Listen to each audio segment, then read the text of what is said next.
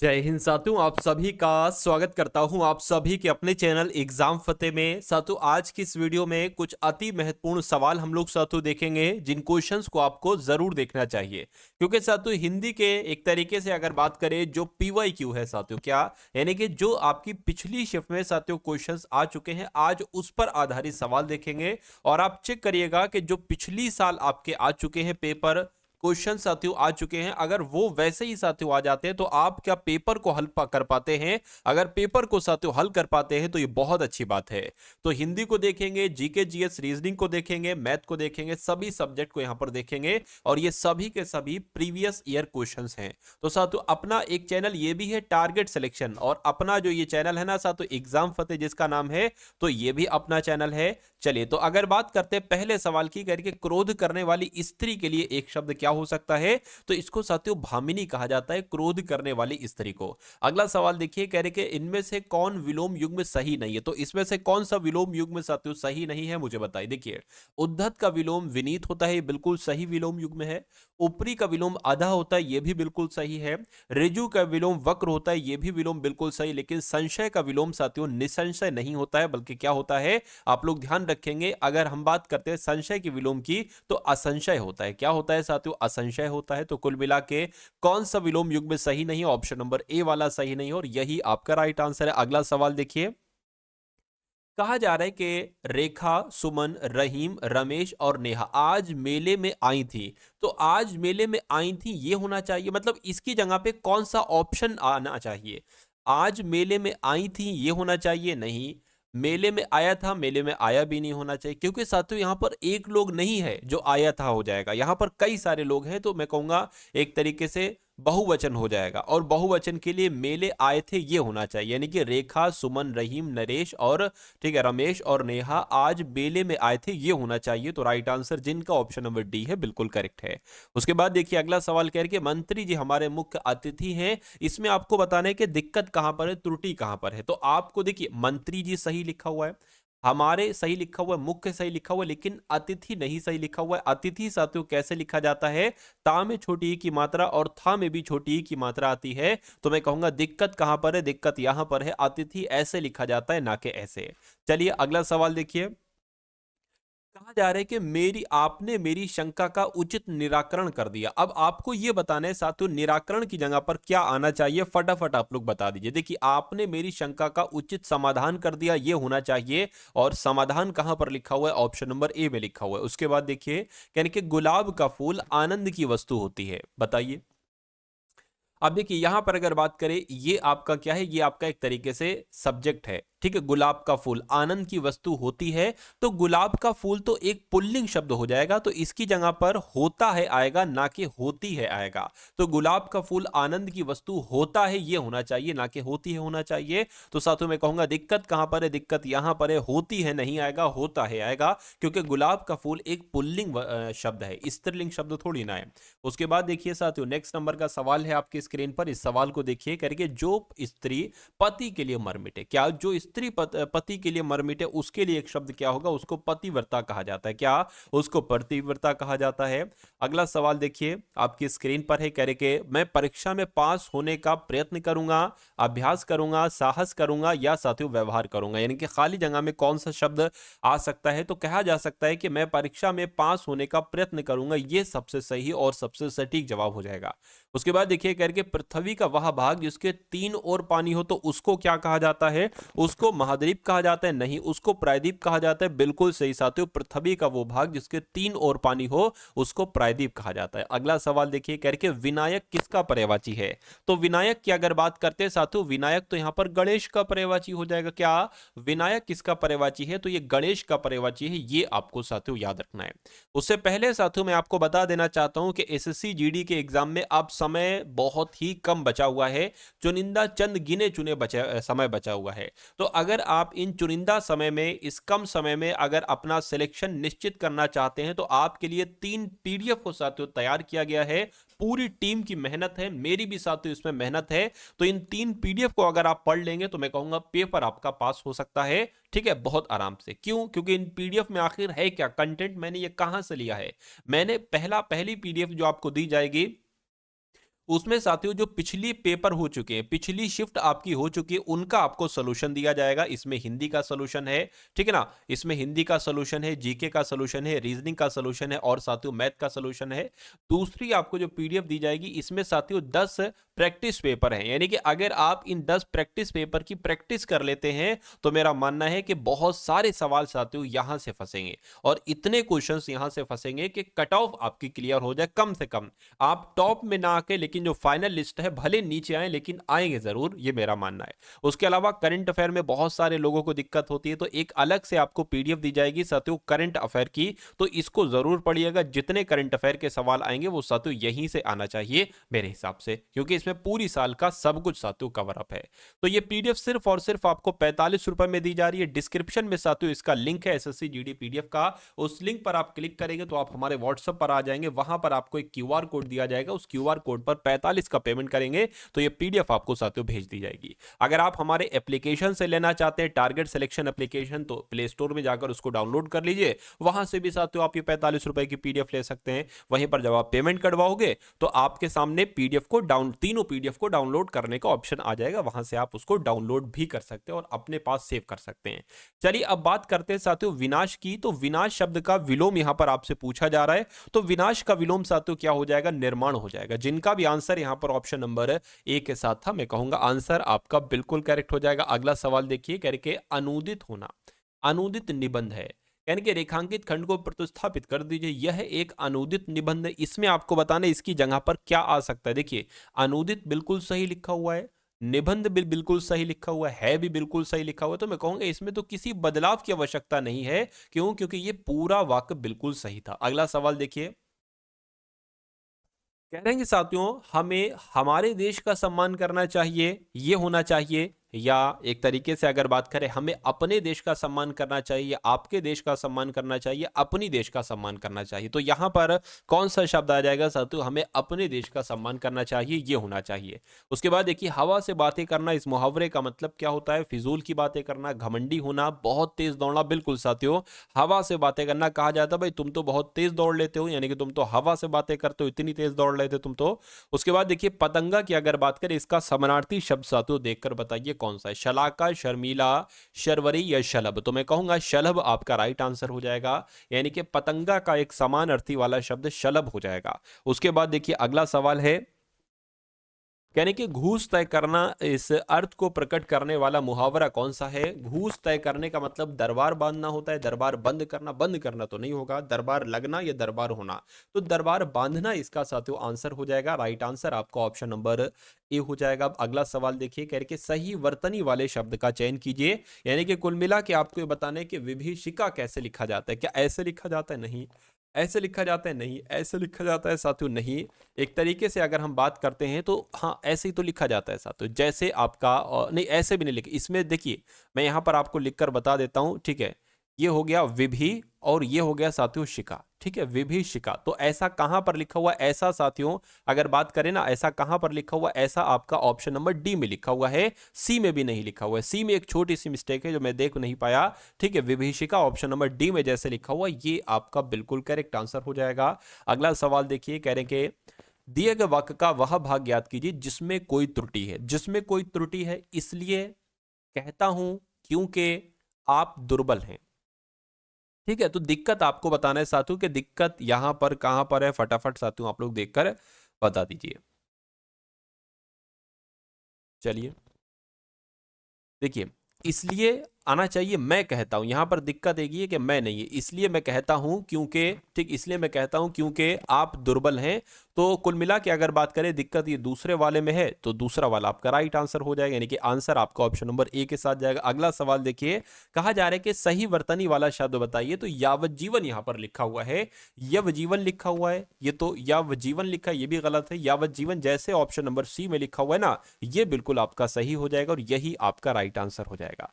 तो साथ साथियों आपने यहाँ पर देख लीजिए कितने क्वेश्चन, यहाँ पर आपने 20 क्वेश्चन तकरीबन देखे हिंदी के। और अब साथियों जीके के क्वेश्चंस आप लोग देखेंगे। कितने क्वेश्चन साथियों जीके के होंगे? तकरीबन 20 सवाल जीके के होंगे। और उसके बाद हम लोग देखेंगे रीजनिंग के टॉप लेवल के क्वेश्चंस और साथियों मैथ के टॉप लेवल के क्वेश्चंस। देखिए कह रही कि किस आंदोलन का नेतृत्व मोहम्मद अली और शौकत अली ने किया था। तो किसकी बात चल रही है साथियों? खिलाफत आंदोलन की बात चल रही है, यानी कि खिलाफत आंदोलन का नेतृत्व मोहम्मद अली और शौकत अली ने किया था। उसके बाद देखिए कह रहे कि ब्रिटिश सरकार के द्वारा भेजे गए साइमन कमीशन का बहिष्कार किया गया था। बिल्कुल किया गया था। क्यों किया गया था यह आपसे पूछा जा रहा है। क्योंकि इसने रियासतों को विशेष अधिकार दिए? नहीं। कमीशन ने भारत की वित्तीय स्वतंत्रता पर अंकुश लगाया? नहीं।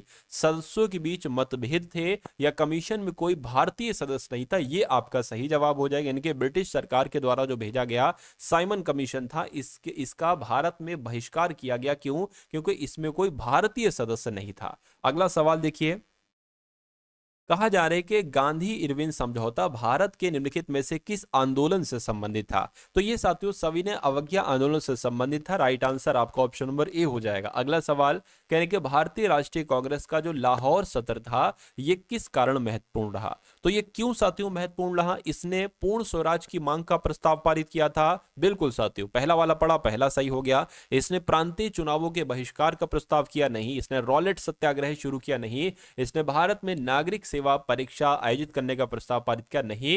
यानी कि आपको इतनी सी बात याद रखना है कि भारतीय राष्ट्रीय कांग्रेस का लाहौर सत्र इसलिए महत्वपूर्ण था क्योंकि इस सत्र में साथियों पूर्ण स्वराज की मांग का प्रस्ताव को पारित किया गया था। अगला सवाल देखिए, कह रहे कि दिसंबर 1929 के दौरान कांग्रेस के किस सत्र में 26 जनवरी को पूर्ण स्वराज के दिन के रूप में तय किया गया था, जिसे बाद में संविधान अपनाने की तारीख के रूप में साथियों निर्धारित किया गया? ये क्वेश्चन बहुत इंपॉर्टेंट है और आपके एग्जाम में साथियों ये सवाल पूछा जाएगा। तो आप लोग ध्यान रखेंगे साथियों, लाहौर की यहां पर बात चल रही, यानी कि वो जो सत्र था वो लाहौर सत्र था।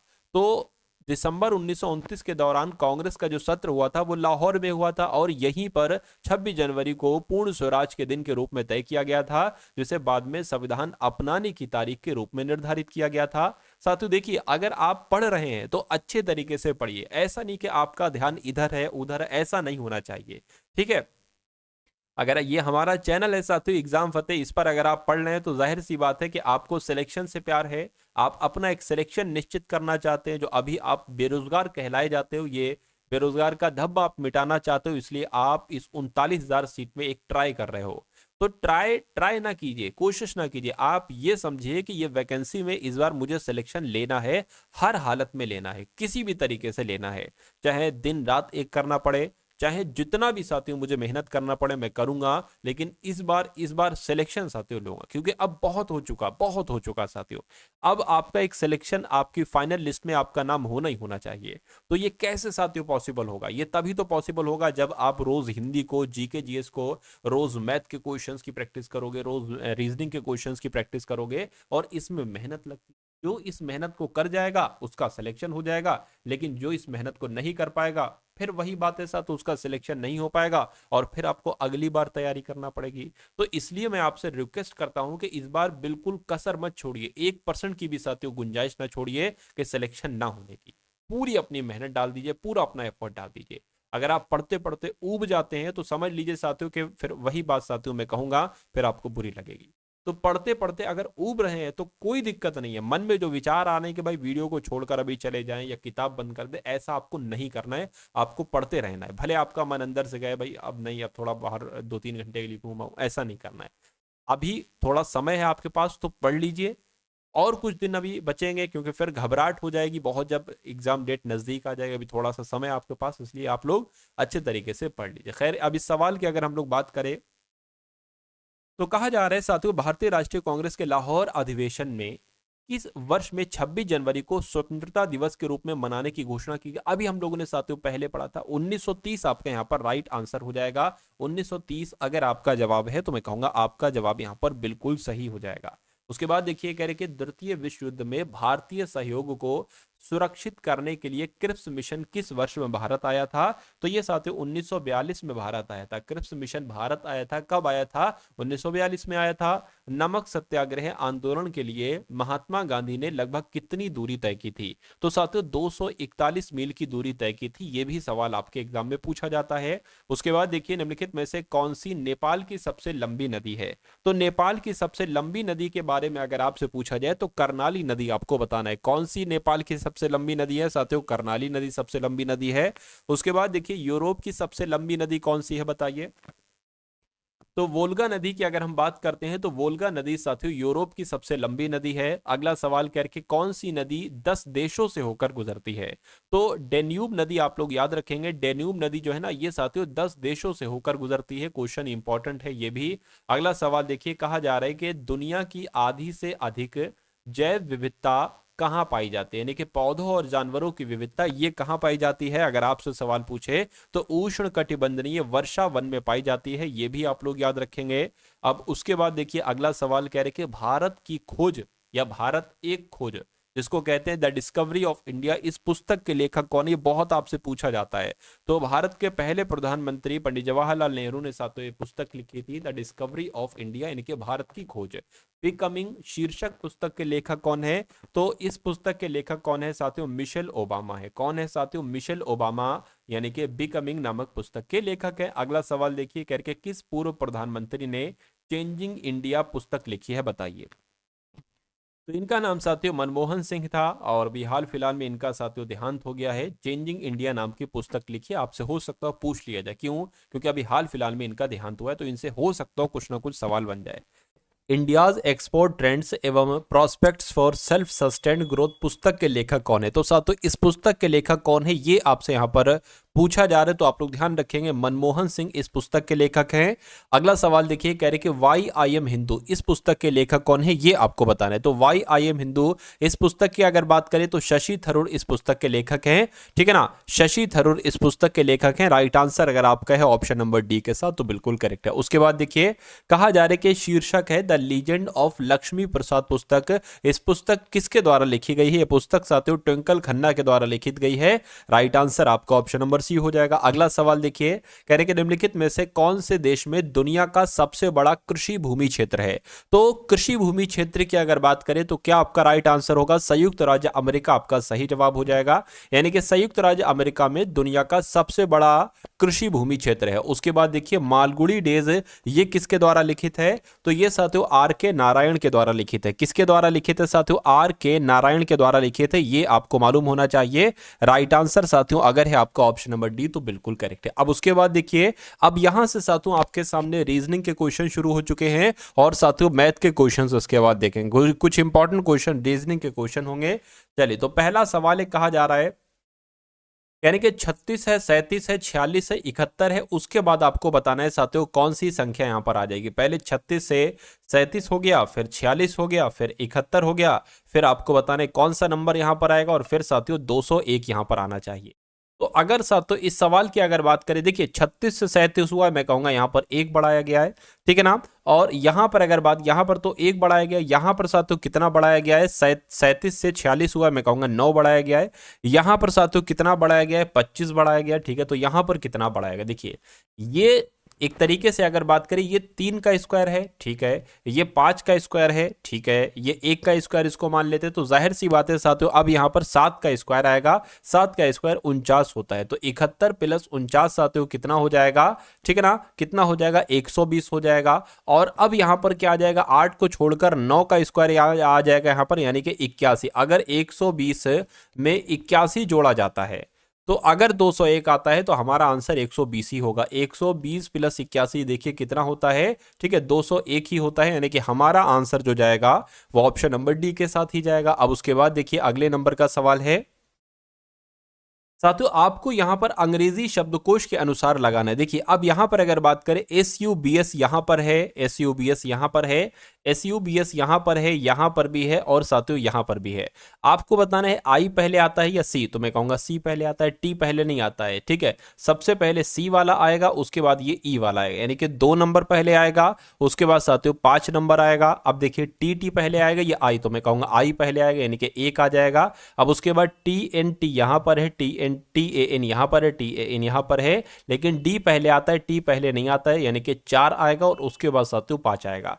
तो 251 45 कहां पर लिखा हुआ है ये बात बता दीजिए। 251 45 तो अच्छा, ये 5 यहां पर मुझे क्या लिखना चाहिए, एक सेकंड देखिए, ये बाद में हाँ 3 लिखना चाहिए था। 251 43 कहां पर लिखा हुआ है, तो 251 43 साथियों आपका ऑप्शन नंबर डी में लिखा हुआ है। तो जिनका आंसर यहां पर ऑप्शन नंबर डी था तो बिल्कुल करेक्ट था। अब उसके बाद देखिए कह रहे कि SAVE को 5 2 2 1 1 9 लिखा जाता है, तो आपको बताने WEAK को क्या लिखा जा सकता है साथियों, बताइए। चलिए देखिए, ये सबसे जो अंत में ई आया है ना, ये 5 पर होता है, लेकिन यहां पर सबसे शुरू में लिख दिया गया है। ये वी जो होता है ये 22 पर होता है, लेकिन 22 यहां पर लिख दिया गया है। ठीक है ना। उसके अलावा ए की बात करें, ए साथियों यहां पर 1 लिख दिया गया है, और एस की बात करें यहां पर 19 लिख दिया गया, कोई दिक्कत नहीं। अब के यहां पर है, हम 11 लिख लेंगे। ठीक है, ए की अगर बात करें तो यहां पर 1 लिख लेंगे। ई 5 पर आता है और डब्ल्यू साथियों 23 पर आता है। तो ऐसा कहां पर लिखा हुआ है, 1 1 1 5 2 3, ऐसा ऑप्शन नंबर डी में लिखा हुआ है। तो ये आपका बिल्कुल सही जवाब हो जाएगा। अगला सवाल देखिए आपकी स्क्रीन पर है साथियों, यहां पर अगर बात करें, कह रहे कि के एम सी के बाद LOF है, उसके बाद MQI है। ठीक है, और MQI के बाद NSL है। उसके बाद आपको बताने 3 लेटर यहां पर कौन से आ सकते हैं। चलिए अब देखिए, के के बाद आता है L के बाद आता है M के बाद N, और N के बाद क्या आ जाएगा, O आ जाएगा। तो O कहां पर, एक तो यहां पर है और एक यहां पर है। M 13 पर होता है साथियों, ये 15 हो गया, 2 बढ़ाया गया है, फिर 2 बढ़ाया गया 17 हो गया, Q 2 बढ़ाया गया साथियों S हो गया है, और साथियों इसमें अगर 2 बढ़ाएंगे तो यहां पर U आ जाना चाहिए। तो OU कहां पर लिखा हुआ है, O और U साथियों ऑप्शन नंबर ए में लिखा हुआ है। तो इसलिए आपका सही जवाब ऑप्शन नंबर ए हो जाएगा। अब उसके बाद देखिए, कथन और निष्कर्ष वाला सवाल आपके सामने आ चुका है, करके सभी बाघ शेर हैं। तो मान लीजिए साथियों ये क्या हो गए, ये बाघ हो गए। ठीक है, करके सभी बाघ शेर हैं, तो ये सभी बाघ क्या हो गए, सभी बाघ साथियों शेर हो गए। उसके बाद कह रहे हैं कि सभी शेर जानवर हैं। ठीक है, सभी शेर साथियों ये क्या हो गए, सभी शेर जानवर हो गए। उसके बाद निष्कर्ष को पढ़िए और बताइए कौन सा निष्कर्ष सही है, कौन सा निष्कर्ष गलत है। कहने के सभी बाघ जानवर हैं, सभी बाघ जानवर हैं, ये बात तो बिल्कुल सही है। कोई भी बाघ पक्षी नहीं है। अब यहां पर पक्षी की बात कहां पर से आ गई, तो ये गलत हो जाएगा, यानी कि केवल निष्कर्ष एक अनुसरण करता है, ये आपका सही जवाब होगा। और ऐसा कहां पर लिखा हुआ है, ऐसा आपका ऑप्शन नंबर डी में लिखा हुआ है। अगला देखिए, कहा जा रहा है साथियों, कुर्सी का जो संबंध लकड़ी से है, कंबल का वही संबंध किससे होगा, प्लास्टिक से, कागज से, बिस्तर से, या साथियों ऊन से। अब जैसे कि कुर्सी की अगर बात करें तो लकड़ी, ठीक है, कुर्सी जो बनाई जाती है वो लकड़ी से ही तो बनाई जाती है। ठीक है, उसी प्रकार कंबल जो है वो कहीं ना कहीं ऊन से बनाया जाता है। तो ऊन आपका यहां पर सही जवाब हो जाएगा। अगला सवाल देखिए आपकी स्क्रीन पर है, इस सवाल को देखिए और बताइए सही जवाब क्या होगा। कह रही है जब एक संख्या को उसकी पिछली संख्या में जोड़ा जाता है, ठीक है, उसकी पिछली संख्या में जोड़ा जाता है। ठीक है, जब एक संख्या को उसकी पिछली संख्या में जोड़ा जाता है, और दूसरी संख्या जो उसकी पिछली संख्या की 2 गुनी है, और जो दूसरी संख्या वो पिछली संख्या की 2 गुनी है, तो 3 संख्याओं का योग जो बनता है वो जाकर 61 बनता है। ठीक है, कोई दिक्कत नहीं है। अब देखिए, वो संख्या आपसे पूछी जा रही है, मान लीजिए साथियों वो संख्या क्या है, वो संख्या x है। यानी कि जब एक संख्या को जिसको जो हमने साथियों x माना है, उसकी पिछली संख्या में जोड़ा जाता है, यानी कि अब इस x की पिछली संख्या क्या हो जाएगी, इसकी पिछली संख्या यही तो हो जाएगी x - 1। अरे भाई यही तो हो जाएगी। अगर मैं कहूं 25 की पिछली संख्या क्या होगी, तो यही तो कहोगे 25 - 1 यानी कि 24 ही तो होगी। तो कुल मिला के यहां पर क्या आ जाएगा साथियों, इस मतलब जोड़ा जाता है, इससे पिछली संख्या आपकी ये बन गई। ठीक है, और कह रहे कि जब एक संख्या को यानी कि x को उसकी पिछली संख्या में जोड़ा जाता है, तो हमने जोड़ दिया, प्लस लगा दिया। और कह रहे और दूसरी संख्या जो उसकी पिछली संख्या की 2 गुनी है। ठीक है, पिछली संख्या की मतलब अब इससे पहले जो संख्या आएगी वो इसकी 2 गुनी होगी, तो इसकी साथियों 2 गुनी हम कर देंगे, इसकी 2 गुनी कर देंगे। ठीक है, और इसको भी जब जोड़ा जाता है, और कह रहे हैं कि अब तीनों संख्याओं को जोड़ा जाता है तो उनका योग कितना जाकर बैठता है, उनका योग 61 बैठता है, तो वो संख्या बताइए। यानी कि आपको इसको सॉल्व करना है और यहां से x का मान निकाल देना है। तो कैसे करोगे, देखिए 2 की x से अंदर गुणा होगी तो 2x हो जाएगा, माइनस यहां पर 2 हो जाएगा, प्लस अब x माइनस 1 हो गया, प्लस आपका x हो गया। ये बात साथियों क्लियर है, कहिए बिल्कुल क्लियर है। अब देखिए ये 2x है, एक x ये है, एक x ये है, चारों x मिलेंगे जुड़ जाएंगे तो 4x हो जाएगा, ठीक ना। अब यहां पर अगर और बराबर ये 61 है, ठीक है। अब ये माइनस का एक और माइनस का 2 और माइनस का एक तरीके से क्या हो जाएगा, ये साथियों माइनस का 3 हो जाएगा, मतलब जुड़ेंगे ना, और बराबर क्या है 61 है। अब 4x बराबर क्या हो जाएगा 61, और ये साथियों माइनस का 3 है, उधर जाएगा तो प्लस का हो जाएगा। 4x बराबर क्या आ जाएगा 64 आ जाएगा। x बराबर क्या आ जाएगा 64/4 आ जाएगा। इसको कट करेंगे तो 4 एकम 4, 4 पंजे 20, 4 छंग 24, यानी कि x बराबर जो आपका आएगा साथियों नंबर वो 16 आएगा। तो वो संख्या क्या थी, वो संख्या साथियों 16 थी। 16 कौन से ऑप्शन में, ऑप्शन नंबर ए वाले में है, तो यही आपका बिल्कुल करेक्ट आंसर हो जाएगा। अगला सवाल देखिए, अब कहा जा रहा है साथियों EFJ, उसके बाद FGK, उसके बाद GHL, उसके बाद HIM, उसके बाद आपको बताने के अगले 3 लेटर साथियों यहां पर कौन से आ सकते हैं बताइए। अब देखिए E से F हुआ है, F से G हुआ है, G से H हुआ है, तो H से क्या हो जाएगा I हो जाएगा। अब देखिए I यहां भी है, यहां भी है, यहां भी है, यहां भी है। F से साथियों G हुआ है, यानी कि एक बढ़ाया है, H हुआ है, H से I हुआ है, मैं कहूंगा फिर J हो जाएगा। तो I J यहां पर है और यहां पर है। J 10 पर होता है, K 11 पर होता है, L 12 पर होता है, M 13 पर होता है, यानी कि यहां पर N आ जाएगा। तो कौन सा आंसर आपका होगा IJN, ऑप्शन नंबर बी वाला आपका बिल्कुल करेक्ट आंसर हो जाएगा। और जिनका भी आंसर यहां पर ऑप्शन नंबर बी के साथ है, मैं कहूंगा आंसर बिल्कुल करेक्ट भाई, बहुत बढ़िया, वेरी गुड क्लास। अगला सवाल आपकी स्क्रीन पर है साथियों। अगर आप लोग इस चैनल पर नए हैं तो तुरंत साथियों आप इस चैनल को सब्सक्राइब कर लीजिए, ठीक है, और जाकर टारगेट सिलेक्शन को भी सब्सक्राइब कर लीजिएगा, क्योंकि जो डेली क्लासेस चलती है, डेली आपको इस चैनल पर 2 वीडियो मिलती हैं, एक पेपर की और जीके के इंपॉर्टेंट क्वेश्चन की। टारगेट सिलेक्शन को जाकर सब्सक्राइब कर लीजिए, और जो अपना चैनल है एग्जाम फतेह, इसको भी साथियों सब्सक्राइब आप लोग यहां पर कर लीजिए। और वीडियो को अगर अभी तक आपने लाइक नहीं किया तो वीडियो को जरूर एक बार आप लोग लाइक कर दीजिए, और बता दीजिए सवाल का जवाब क्या होगा। कह रहे जैसे 12 से 153 हुआ है, जैसे 14 से 205 हुआ है, वैसे 17 से यहां पर कौन सा नंबर आ सकता है, बस इतनी सी बात आपसे यहां पर पूछी जा रही, बताइए।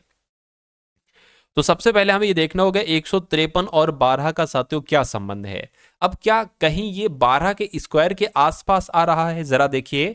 12 का स्क्वायर होता है साथियों 144, ठीक है, और ये है साथियों 153। तो इनमें इनमें कितना डिफरेंस है, मैं कहूंगा 9 का डिफरेंस है, ठीक है। अगर 14 की अगर हम बात करते हैं साथियों, 14 का क्या होता है 196 होता है। अच्छा, इसमें भी तो 9 का ही तो डिफरेंस है, इन दोनों में 9 का डिफरेंस है, यानी कि 17 का स्क्वायर हमें करना पड़ेगा और उसमें से हमें एक तरीके से 9 प्लस कर देना पड़ेगा। तो 17 का स्क्वायर होता है साथियों 289, 9 इसमें जब हम साथियों यहां पर प्लस करेंगे तो 9 दूना 9 9 18 हो जाएगा, 9 आ जाएगा 2, यानी कि 298 आ जाएगा साथियों यहां पर। तो इस प्रकार आपका सही जवाब जो बनेगा जाकर वो ऑप्शन नंबर 1 बन जाएगा। अब उसके बाद देखिए अगले नंबर का सवाल आपकी स्क्रीन पर है। कहने के 4 अक्षर समूह दिए गए हैं, जिनमें से 3 किसी तरह से समान है, एक भिन्न है, उस भिन्न वाले को आपको बताना है कौन सा है। अब देखिए यहां पर अगर हम लोग बात करते हैं कि G 7 पर होता है, G से C हुआ है, यानी कि कितना ठीक है, एक तरीके से अगर बात करें G से C हुआ है, तो मैं कहूंगा साथियों कितना एक तरीके से यहां पर घटाया गया है, ठीक है, 4 घटाया गया है, ठीक है। अब C से क्या यहां पर घटाया गया है, बिल्कुल साथियों यहां पर घटाया गया, कितना घटाया गया है, 4 घटाया गया है, ठीक है, कोई बात नहीं। उसके बाद अगर यहां पर हम लोग बात करते हैं O से K हुआ है, O 15 पर होता है, K 11 पर होता है, 4 घटाया गया है, और K से, ठीक है, फिर यहां पर साथियों 4 घटा दिया गया, क्या ये 11 पर होता है, G 7 पर होता है, ठीक है, तो फिर से वही 4 घटा दिया गया। J 10 पर होता है, फिर से यहां पर 4 घटाया गया, और फिर से यहां पर 4 घटा दिया गया। U 21 पर होता है और ये Q 17 पर होता है, तो साथियों 4 घटाया गया।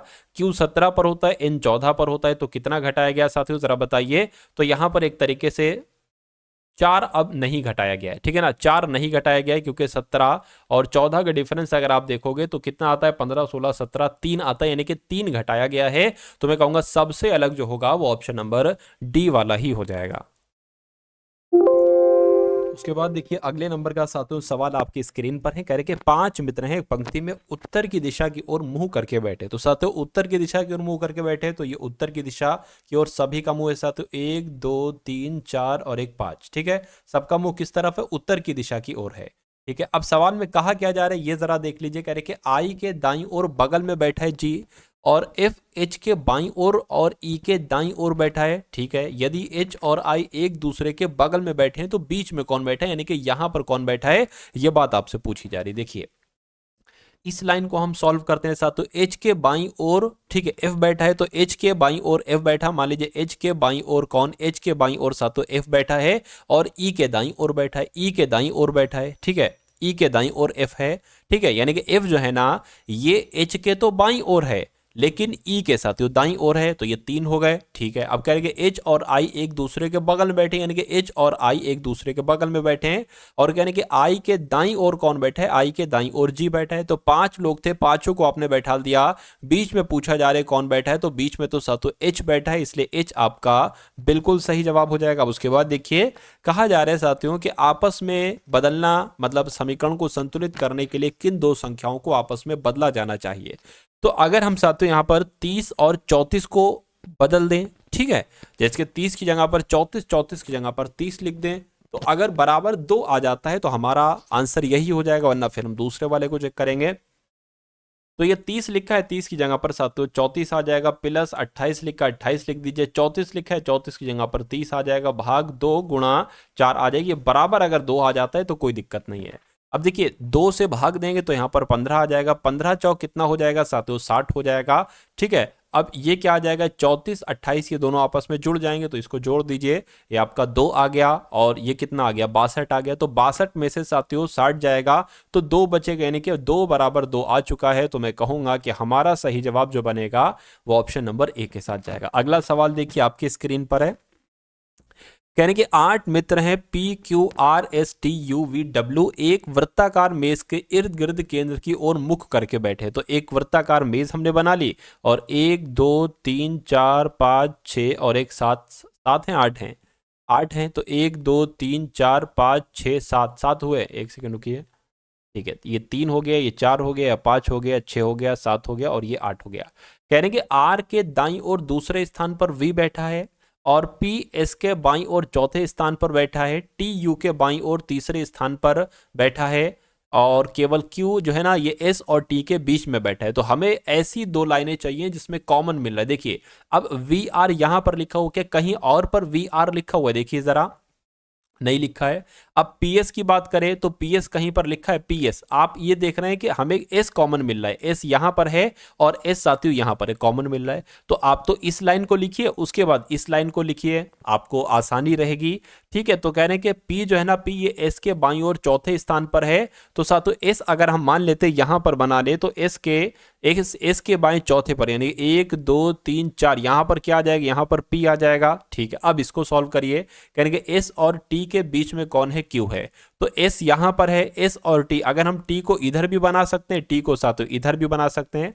तो कहा गया है एस और टी के बीच में कौन बैठा है साथियों, एस और टी के बीच में कौन बैठा है, क्यू बैठा है। तो क्यू साथियों यहां पर भी बैठ सकता है, यहां पर भी बैठ सकता है। ठीक है, उसके बाद कहा जा रहा है, यानी कि यू के बाईं ओर तीसरे स्थान पर बैठा है टी। अच्छा, यू की अगर बात करें, देखिए अगर हम साथियों यू की अगर बात करें, यू को यहां पर बैठा ले, तो यू का बायां किधर हो जाएगा, यू के बाएं ओर तीसरे स्थान पर, यानी कि 1 2 3 ऑलरेडी बैठा हुआ है, तो यू यहां पर नहीं बैठेगा, यू यहां पर बैठेगा। तो जब यू यहां पर बैठेगा तो क्यू यहां पर नहीं बैठेगा, बल्कि क्यू यहां पर बैठेगा। ठीक है ना, और टी भी फिर यहां पर नहीं बैठेगा। तो कह रहे हैं साथियों के यू के बाएं ओर तीसरे स्थान पर बैठा है टी, तो 1 2 3 यू के बाईं ओर, अगर हम साथियों यू को कहां पर, अच्छा यू का बायां ओर, ठीक है, यू के बाईं ओर तीसरे स्थान पर बैठा है टी, तो 1 2 3 बिल्कुल टी बैठा हुआ है, 1 2 3 तीसरे स्थान पर टी बैठा हुआ है, ये भी क्लियर हो गया। अब देखिए, अब एक बार दोबारा से आप पढ़ लीजिए। ठीक है, आप कह रहे हैं कि पी और टी के बीच में कौन बैठा है, यानी कि यहां पर जो बैठा होगा ना वही आपका आंसर होगा। यानी कि आर के दाईं ओर दूसरे स्थान पर वी बैठा है, तो आर हम कहां पर बैठा लें साथियों, अगर हम साथियों आर यहां पर बैठा देते हैं और कहने के आर के, ठीक है, क्योंकि आर हम यहां पर बैठा लेंगे तो एक तरीके से आर का दायां ये होगा, तो हो नहीं सकता। आर हमें मजबूरन यहीं पर बैठाना पड़ेगा। आर के दाईं और दूसरे स्थान पर वी है, यानी कि यहां पर वी बैठ जाएगा, ठीक है ना। अब 8 लोग थे, अब बचा कौन है साथियों, डब्लू बचा है, तो डब्लू यहां पर बैठ जाएगा। लेकिन पूछा आपसे जा रहा था कि पी और टी के बीच में कौन बैठा है, तो पी और टी के बीच में तो साथियों वी बैठा है, तो इसलिए आपका जवाब जो जाएगा वो ऑप्शन नंबर सी यानी कि वी के साथ जाएगा। खैर, अगले नंबर का सवाल देखिए साथियों, आपकी स्क्रीन पर है। इस सवाल को देखिए और बता दीजिए आपका राइट आंसर साथियों किस ऑप्शन के साथ जाएगा। कह रहे हैं कि एक कूट भाषा में CANDLE को क्या लिखा जाता है, इसको लिखा जाता है 5 2 1 4 4 1 1 3 लिखा जाता है। उसी प्रकार आपको बताना QUICT को, ठीक है, QUIET को क्या लिखा जा सकता है साथियों, बताइए। अब देखिए यहां पर मेरी एक चीज समझ में आ रही है, ये यहां पर सी लिखा हुआ है, सी 3 पर आता है, लेकिन ये यहां पर अंत में आया है 3। ए 1 पर आता है, 1 भी लिखा हुआ है। एन एक तरीके से 14 पर आता है, लेकिन यहां पर 14 का उल्टा लिख दिया है 41। चलिए, टी 4 पर आता है, 4 लिखा हुआ है। एल 12 पर आता है, लेकिन 12 का उल्टा लिख दिया है, 1 2 होना चाहिए, 2 1 लिख दिया है। और ई साथियों 5 पर आता है, 5 लिखा हुआ है। यानी कि अब हमें ऐसा ही करना पड़ेगा। टी 20 पर होता है ना, तो 0 2 लिखना पड़ेगा। ई 5 पर होता है, आ गया। आई 9 पर होता है, आ गया। यू 21 पर होता है, तो हमें 12 लिखना पड़ेगा। क्यू 17 पर होता है, तो हमें साथियों 7 1 लिखना पड़ेगा। तो ऐसा कहां पर लिखा हुआ है, 0 25 91, ठीक है, 2 7 1, ऐसा साथियों ऑप्शन नंबर ए में लिखा हुआ है।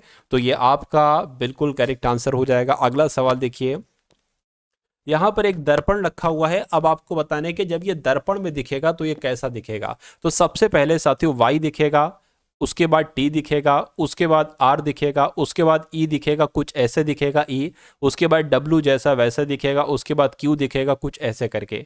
और ऐसा कहां पर आपको दिख रहा है, ये तो सब वाई वाई वाई वाले हैं।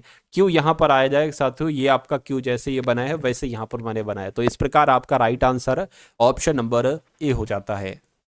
तो अब साथियों यहां से आपके सामने रीजनिंग के क्वेश्चन खत्म हो चुके हैं और मैथ के साथियों क्वेश्चन शुरू हो चुके हैं। तो कुछ क्वेश्चन साथियों मैथ के भी यहां पर देख लीजिए। यहां पर कहा जा रहा है कि यदि कंक्रीट में चूने के 3 भाग और बजरी के 7 भाग और रेत के 6 भाग हैं, तो 800 किलोग्राम कंक्रीट में बजरी की मात्रा कितनी होगी। बजरी की मात्रा की अगर हम बात करते हैं कहां पर है, ये 7 भाग के रूप में है। तो देखिए कंक्रीट में बजरी की मात्रा साथियों हम कैसे निकाल पाएंगे, टोटल कंक्रीट कितनी है, 800 किलो है, ठीक है। अब यहां पर अगर बात करें किसके बारे में पूछा जा रहा है, बजरी की मात्रा पूछी जा रही है। अब इसको हम पता ऐसे भी निकाल सकते हैं कि अगर चूना 3x है, ठीक है, चूना 3 है तो बजरी 7 है और रेत का भाग क्या है साथियों, 6 है। तो साथियों ये अनुपात हो गया और टोटल दे रखा है 800 किलोग्राम, ये सारी चीजें कुल मिला के। तो बजरी का भाग आपसे पूछा जा रहा है, बजरी का भाग साथियों 7 है और नीचे क्या आया जाएगा, नीचे इन सब का योग आ जाएगा। कितना हो जाएगा, 3 7 10 और ये साथियों 16 हो जाएगा। तो इसको कैलकुलेट कर लीजिए, आपको बजरी की मात्रा कितनी है ये मालूम पड़ जाएगी। 16 पंजे 80 हो जाएगा, 50 हो गया, 7 पंजे 35 यानी कि 350 किलोग्राम ये बजरी की मात्रा आ जाएगी और यही आपका बिल्कुल करेक्ट आंसर हो जाएगा। अगला देखिए, कह रहे हैं कि साथियों एक आयताकार मैदान की भुजाएं यहां पर दे रखी। एक आयताकार मैदान मान लीजिए साथियों ये हो गया, एक आयताकार मैदान आपका ये हो गया और कहा जा रहा है कि 20 मीटर लंबाई है और साथियों 10 मीटर यहां पर चौड़ाई बताई गई। यदि लंबाई में 10% की वृद्धि कर दी जाए और चौड़ाई में 20% की कमी कर दी जाए तो पुराने क्षेत्रफल का नए क्षेत्रफल से अनुपात क्या होगा। अगर हम इसका क्षेत्रफल देखें कि इस वाले का, यानी कि जिसकी लंबाई 20 है चौड़ाई 10 है, इसका क्षेत्रफल कितना निकलेगा, तो लंबाई गुणा चौड़ाई ये हो जाएगा। तो इसका क्षेत्रफल साथियों कितना निकलेगा, 200 निकलेगा, ठीक है, ठीक है। अब एक अगर बात करते हैं साथियों, देखिए एक इससे थोड़ा सा बड़ा बनेगा, ठीक है, अच्छा बड़ा बनेगा, चौड़ाई इसकी कम बनेगी, ठीक है ना, चौड़ाई साथियों मैंने कम बना दी। अब यहां पर कहा साथियों ये जा रहा है कि लंबाई में 10% की वृद्धि की जाए, तो 20 में जब 10% की वृद्धि करोगे ना तो 22 हो जाएगा, यानी कि लंबाई 22 हो जाएगी। और चौड़ाई साथियों 10 है, चौड़ाई कितनी है, 10 है, इसमें 20% की जब कमी करोगे तो साथियों एक तरीके से 8 रह जाएगी। तो ये आपका पुराना वाला क्षेत्रफल आ गया, ये नया वाला क्षेत्रफल आ गया। इस आयत का क्षेत्रफल क्या हो जाएगा, 22 गुणा 8 हो जाएगा। तो 22 गुणा 8 देख लेते हैं साथियों कितना होता है, 8 8 16 हो जाएगा और ये 17 आ जाएगा, यानी कि 76 आपका आ जाएगा ये आपका। तो इन दोनों का अनुपात आपसे पूछा जा रहा है, यानी कि 200 और अनुपात 176। तो इसको 2 से कट करेंगे तो साथियों 100 आ जाएगा, इसको 2 से कट करेंगे 2 अट्ठे 16, 2 अट्ठे 16 ये आ जाएगा, और कट करेंगे 2 से तो साथियों 50 आ जाएगा, और ये 4 और ये 4 आ जाएगा, और कट करेंगे तो 25 आ जाएगा, और इधर 22 आ जाएगा। क्या 25 अनुपात 22 लिखा हुआ है कहीं पर? बिल्कुल लिखा हुआ है, ऑप्शन नंबर सी में लिखा हुआ है, तो यही आपका बिल्कुल करेक्ट आंसर हो जाएगा। अब उसके बाद देखिए साथियों, नेक्स्ट नंबर का सवाल है आपकी स्क्रीन पर, यानी कि एक ठोस घन का पृष्ठीय क्षेत्रफल 726 सेंटीमीटर स्क्वायर है। इसे पिघलाकर एक ठोस बेलन बनाया जाता है और उसकी त्रिज्या 11 सेंटीमीटर है। तो कहने के बेलन की ऊंचाई साथियों कितनी होगी ये बताइए। देखिए ठोस घन का पृष्ठीय क्षेत्रफल कितना दे रखा है साथियों? वैसे तो ठोस घन का पृष्ठीय क्षेत्रफल का जो सूत्र होता है ये 6a स्क्वायर होता है, यानी कि 6a स्क्वायर की वैल्यू आपको दे रखी है साथियों 726 सेंटीमीटर स्क्वायर। ठीक है ना। अगर हम यहां से a का मान निकालें, क्यों? क्योंकि हमें साथियों कहीं ना कहीं एक तरीके से जो घन का आयतन है उसमें साथियों हमें जरूरत पड़ेगी। चलिए कोई दिक्कत नहीं है, अभी हम निकाल लेते हैं साथियों। a स्क्वायर बराबर 726/6 आ जाएगा, 6 से कैंसिल होगा, 6 कम 6 6 12 6 कम 6, यानी कि a स्क्वायर बराबर 121 है। तो a बराबर 11 निकला है, क्योंकि ये 11 का ही तो स्क्वायर है। ठीक है। अब उसके बाद यहां पर कहा गया है कि इसको पिघलाकर, यानी कि जो घन है ना, ठोस घन है साथियों, ठोस घन को पिघलाकर एक बेलन बनाया जाता है। तो मैं कहूंगा जब घन को पिघलाकर बेलन बनाया जाता है तो कहीं ना कहीं साथियों घन का आयतन और बेलन का आयतन बराबर होगा। क्या? घन का आयतन और साथियों अगर बात करते हैं जो बेलन है, बेलन का आयतन बराबर होगा, बेलन का आयतन बराबर होगा। अच्छा, घन का आयतन का सूत्र क्या होता है? a क्यूब होता है। बेलन के आयतन का सूत्र क्या होता है साथियों? पाई आर स्क्वायर h होता है। तो एक अगर बात करते हैं साथियों, a तो हमें 11 मिला है यहाँ पर, तो मैं कहूंगा 11 गुणा 11 गुणा 11 यहाँ पर आ जाएगा, और बराबर साथियों 22/7 आ गया पाई की वैल्यू। आर कितनी दे रखी है यहाँ पर? आर की बात करें जिसकी त्रिज्या 11 सेंटीमीटर है, यानी कि 11 गुणा 11 यहां पर आ जाएगा। और एच की अगर बात करें, बेलन की ऊंचाई आपसे पूछी जा रही है, यानी कि एच का मान आपको यहां पर बताना है। तो देखिए इधर भी 11 है, इधर भी 11 है, तो इस 11 से ये 11 और इस 11 से ये 11 कैंसिल हो जाएगा। अब बराबर है तो क्रॉस मल्टीप्लाई हो जाएगी, इस 7 की गुणा इससे हो जाएगी, यानी कि 7 गुणा 11 और बटे में ये साथियों 22 आ जाएगा, और बराबर क्या आ जाएगा? एच आ जाएगा। 11 कम 11, 11 दूना 22, इससे कट करेंगे तो साथियों 3.5 आ जाएगा। मैं कहूंगा एच कितना निकला, यानी कि ऊंचाई कितनी निकली? 3.5 सेंटीमीटर निकली, और 3.5 सेंटीमीटर ये आपका बिल्कुल करेक्ट आंसर हो जाता है भाई। बहुत बढ़िया, वेरी गुड क्लास। चलिए साथियों, अब उसके बाद देखिए अगले नंबर का सवाल है आपकी स्क्रीन पर, कह रहे कि किसी राशि पर समान ब्याज दर से 4 वर्ष और 6 वर्ष में प्राप्त होने वाले साधारण ब्याजों का अनुपात क्या होगा। आपको साधारण ब्याज का सूत्र मालूम होगा साथियों, क्या होता है? PRT/100 होता है। ठीक है। तो वही साधारण ब्याज आपसे पूछा जा रहा है, तो साथियों साधारण ब्याज की अगर बात करें PRT/100 अनुपात पूछा जा रहा है ना, तो साथियों ये भी आपका PRT/100 हो जाएगा। अब यहां पर अगर बात करें, P नहीं दे रखा है, R नहीं दे रखा है, T दे रखा है, तो साथियों P को हम ऐसे ही रखेंगे, R को ऐसे ही रखेंगे। T कितना है? 4 वर्ष दे रखा है, 4 आ गया, बटे 100 है, 100 आ गया। अनुपात P नहीं दे रखा है, ऐसे लिख दिया, ये नहीं दे रखा है, ऐसे लिख दिया। T कितना है साथियों? 6 वर्ष है, तो बटे क्या आ गया? बटे 100 आ गया। अब जो जो कट सकते हैं वो साथियों कट कर लीजिए। देखिए 100 से 100 कैंसिल हो गया, PR से PR कैंसिल हो गया, बचा क्या? 4:6 बचा, यानी कि इसको और कट करेंगे 2 से, तो 2 दूना 4, 2 तिया 6, यानी कि 2:6 ये साधारण ब्याजों का अनुपात आ जाएगा। 2:3 सॉरी, तो 2:3 यहां पर आपका जो होगा वो बिल्कुल सही जवाब हो जाता है भाई। बहुत बढ़िया, वेरी गुड क्लास। उसके बाद देखिए अगले नंबर का सवाल है, कह रहे कि एक वस्तु को उसके अंकित मूल्य के 75% मूल्य पर बेचा जाता है। ठीक है ना, 75% मूल्य पर बेचा जाता है। कहने के इससे 25% का लाभ प्राप्त होता है। वस्तु का क्रय मूल्य सातों आपसे पूछा जा रहा है। देखिए अंकित मूल्य के 75% मूल्य पर अगर हम यहां पर बात करें, तो अंकित मूल्य के देखिए जैसा जैसा लिखा है ना वैसे वैसे आप करते जाइए। अंकित मूल्य के यानी कि वस्तु को बेचा जो जाता है, यानी कि जो विक्रय मूल्य है वो आपसे कहा जा रहा है। अंकित मूल्य के का मतलब होता है गुणा, गुणा का मतलब होता है साथियों गुणा का गुणा हो जाएगा। 75% लिखा है, 75/100 हो जाएगा, बराबर क्या हो जाएगा? विक्रय मूल्य हो जाता है। ठीक है, बराबर क्या हो जाएगा, विक्रय मूल्य हो जाएगा। जैसा लाइन में कहा गया वैसा हमने सेम बना दिया। अरे भाई, अंकित मूल्य के 75% भाग पर बेचा जाता है, ये विक्रय मूल्य होगा। तो अगर बात करें साथियों, हमें क्या, हम यहां से निकाल सकते हैं अंकित मूल्य, और अंकित मूल्य कितना है ये, और साथियों क्रॉस बराबर लगाए तो क्रॉस मल्टीप्लाई होगी, यानी कि विक्रय मूल्य ये नीचे आ जाएगा। विक्रय मूल्य आपका साथियों ये नीचे आ गया, और बराबर क्या चला गया, ये 100 इधर चला जाएगा और 75 साथियों नीचे आ जाएगा। यानी कि अगर अंकित मूल्य 100 लिखा हुआ है, तो जब 75% मूल्य पर बेचा जाता है तो साथियों विक्रय मूल्य 75 होगा, यानी कि वो वस्तु 75 रुपए में साथियों एक तरीके से कहीं ना कहीं बेची जाएगी। ठीक है, ये बात साथियों क्लियर हो गई।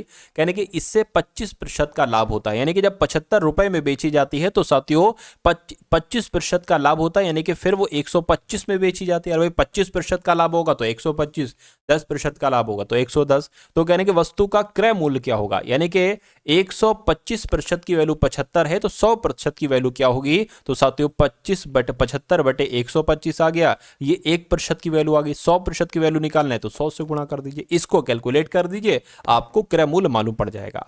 तो 25 तियां और 25 पंजे ये हो गया, इसको कट करेंगे साथियों 20 आ जाएगा। 20 तियां कितना हो जाएगा, 60 हो जाएगा, यानी कि वस्तु का क्रय मूल्य कितना आ जाएगा साथियों, 60 हो जाएगा, और यही आपका बिल्कुल करेक्ट आंसर हो जाएगा। अब उसके बाद देखिए अगले नंबर का सवाल है, कहा जा रहा है कि एक विद्यालय में 20 लड़कियों का औसत भार 52 केजी है। तो जो समझ में आया वो कर दीजिए।